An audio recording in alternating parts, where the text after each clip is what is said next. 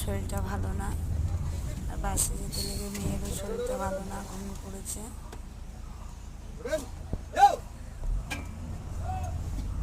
সকাল 5টার বাস ধরেছি, সবার তেমন ঘুম হয়নি, কিছু না।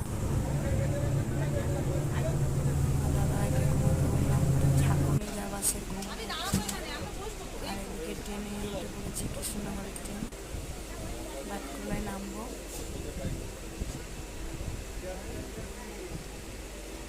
বাসে এসে কৃষ্ণনগরে নেমে আবার ট্রেনে উঠেছি।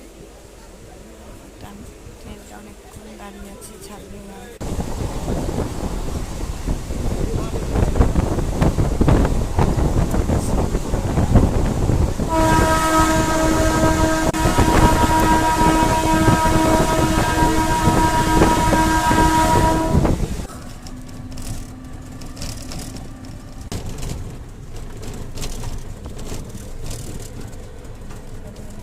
মালজনে যাবো, টোটোতে উঠে পড়েছি।